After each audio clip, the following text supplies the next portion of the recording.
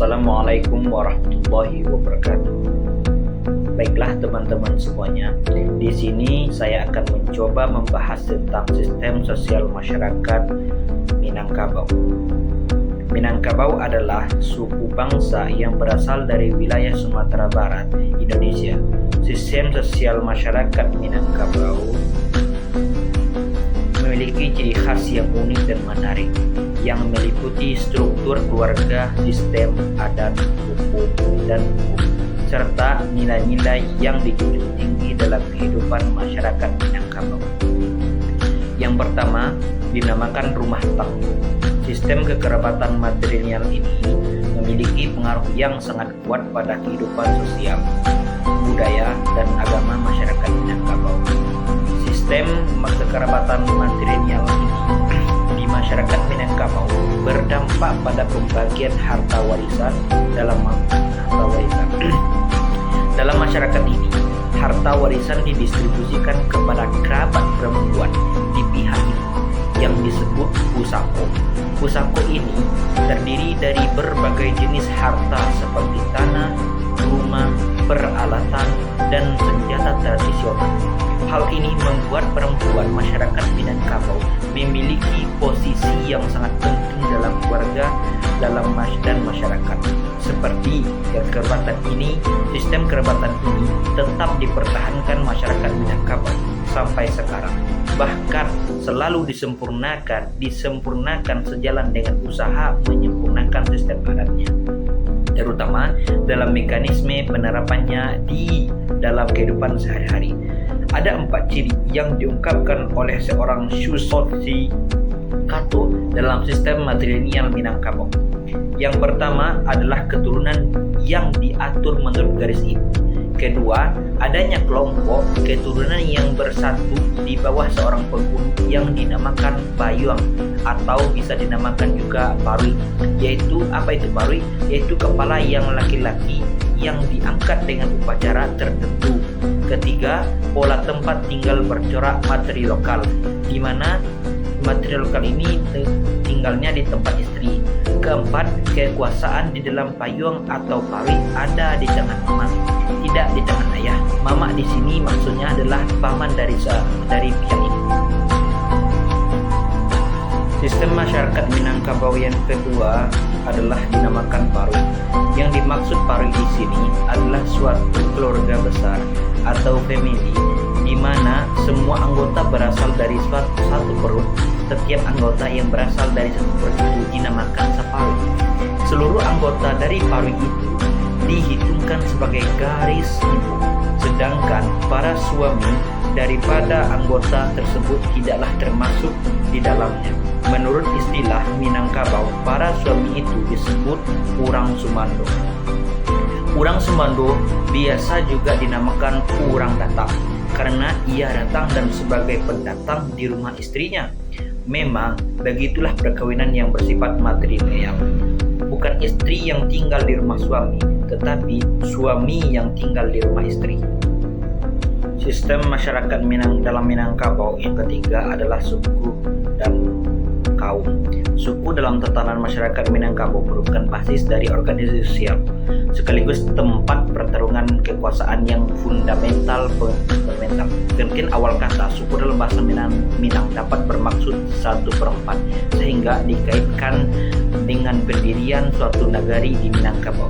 Dapat dikatakan sempurna apabila telah terdiri dari komposisi 4 suku yang mendiami wawasan tersebut. Selanjutnya, setiap suku dalam tradisi Minang dituruti dari garis keturunan sama dari pihak ibu dan diyakini berasal dari satu keturunan nenek moyang yang sama.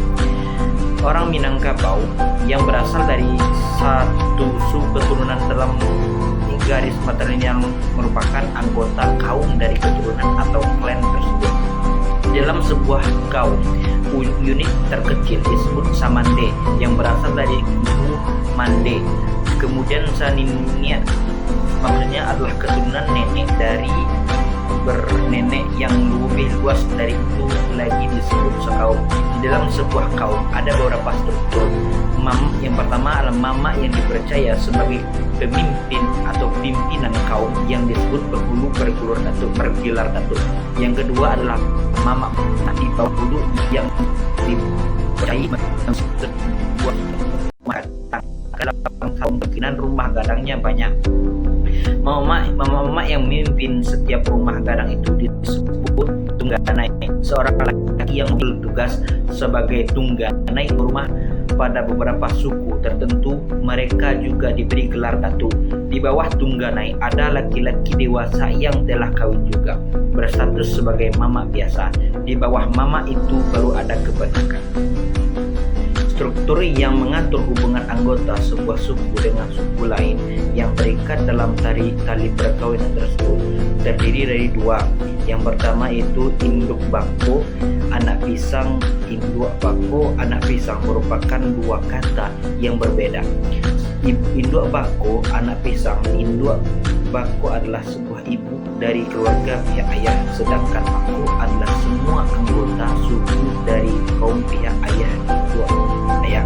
Induk bako punya peranan dan posisi tersendiri di dalam sebuah kaum pihak anak. Andan Pasumandan yang kedua. Pasumandan adalah pihak keluarga dari suami atau istri. Suami dari rumah gadang yang kawin dengan istri dari rumah gadang. B. Maka Pasumandan bagi istri adalah perempuan yang berada dalam kaum suami. Sedangkan Andan bagi kaum rumah gadang A adalah anggota kaum rumah gadang C yang juga terikat perkawinan dengan salah seorang anggota rumah gadang B. Sistem sosial masyarakat Minangkabau yang keempat dinamakan Nagari. Nagari adalah daerah Minangkabau terdiri atas banyak negari, gabungan kampung yang tinggi tingkatnya merupakan nagari.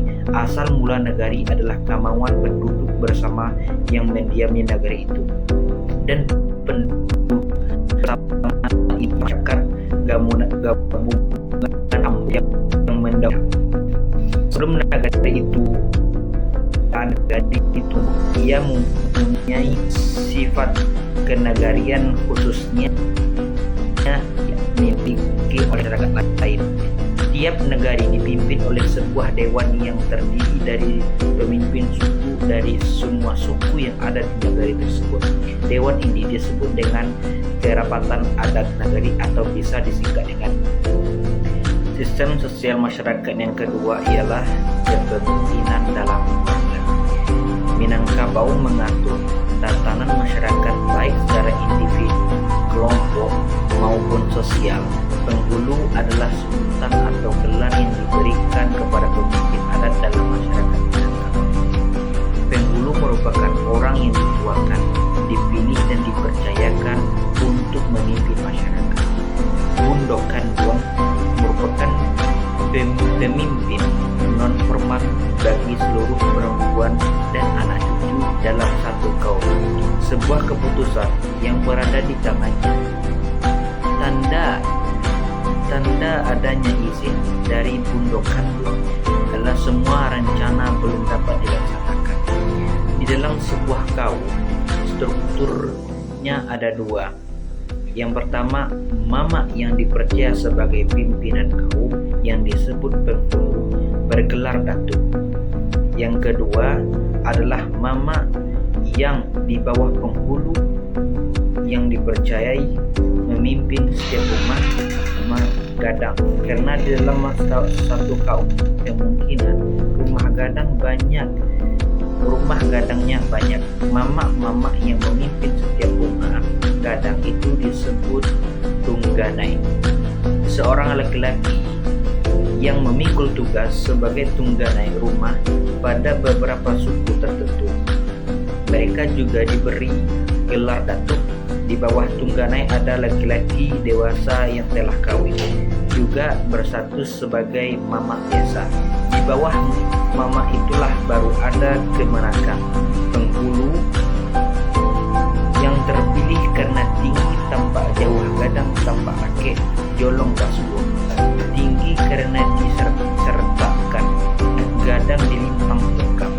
Dia tinggi bukan karena diganjal, jadi tinggi dia tinggi karena ruangnya yang lengkap. Penghulu menurut adat Kabauya itu orang yang tinggi lantaran dinasti, yaitu diangkat dan dibesarkan oleh kaumnya yang bergelar dengan himbauan datuk, memimpin kaumnya, yang diantara anggota kaumnya menurut waris nasab keturunan ibu. Semua waris nasab berhak menjadi penghulu dan berhak pula menurunkan penghulu. Itu jika ia bersalah tidak menunaikan kewajiban